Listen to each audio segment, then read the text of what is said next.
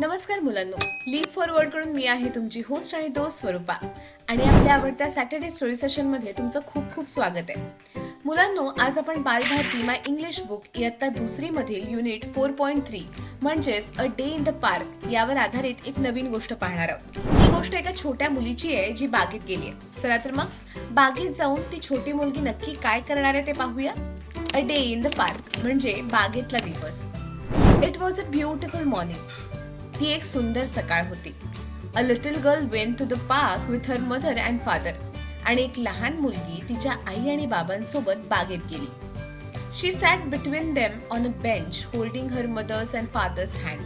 ती एका बाकावर आई बाबांच्या मधोमध बसली आणि तिने आपल्या आईचा आणि बाबांचा हात पकडला. The park felt calm and happy. उद्यानात शांत आणि आनंदी वातावरण होते. The girl looked around with curious eyes.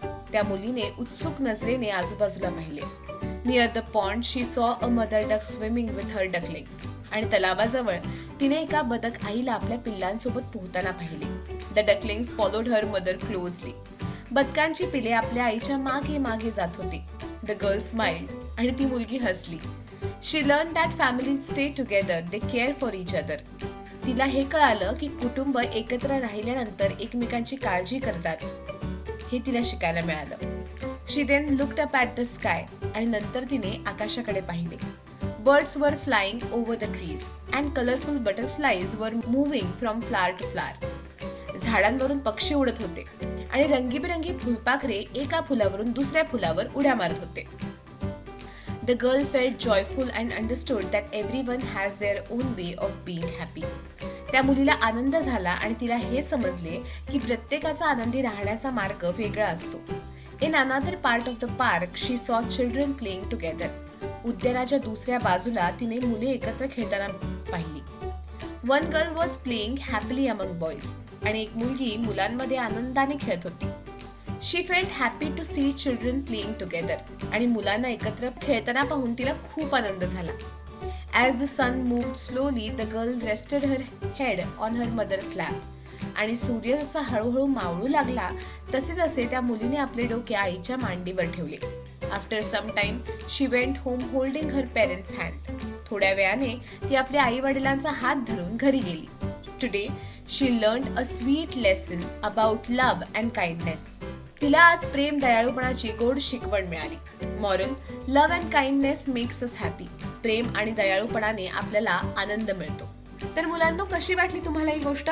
आता बघूया या गोष्टीतील काही अवघड शब्द. पहिला आहे लिटिल म्हणजे लहान. त्यापुढे आहे पार्क म्हणजे बाग. पुढे आहे काम म्हणजे शांत. पुढे आहे क्युरियस म्हणजे उत्सुक. पुढे आहे पॉन्ड म्हणजे तलाव. पुढे आहे स्विम म्हणजे पोहणे. पुढे आहे बटरफ्लाय म्हणजे फुलपाखरू. अंडरस्टूड म्हणजे समजले. टुगेदर म्हणजे एकत्र. काइंडनेस म्हणजे दयाळूपणा. तर मुलांनो, छान होती ना ही गोष्ट? आवडली ना तुम्हाला? आता वेळ आहे या गोष्टीवर आधारित ऍक्टिव्हिटी सोडवण्याची. चला तर मग कमेंट सेक्शन मध्ये याची उत्तर आम्हाला लिहून पाठवा. आता बघूया आपण ऍक्टिव्हिटी नंबर 1 जी आहे fill in the blanks. It was a dash morning. आणि याचं योग्य उत्तर आहे ब्युटिफुल. पुढे आहे the girl went to the park with her dash and dash. And the right answer is mother and father. Next, she sat on a dash in the park.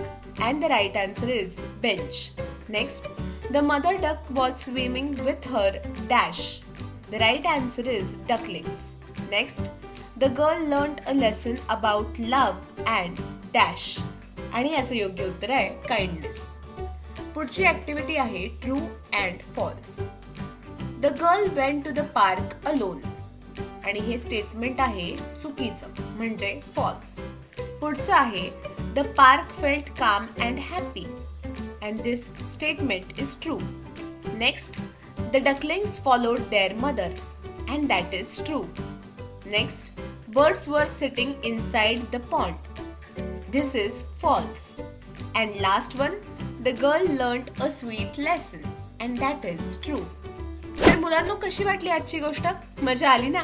आजच्या सेशनमध्ये आपण a day in the park ही गोष्ट बघितली, त्या गोष्टीचा अर्थ समजावून घेतला आणि त्यावर आधारित कठीण शब्द आणि त्यांचे अर्थ सुद्धा पाहिले आणि 2 छोट्याशा ऍक्टिव्हिटी सुद्धा केल्या.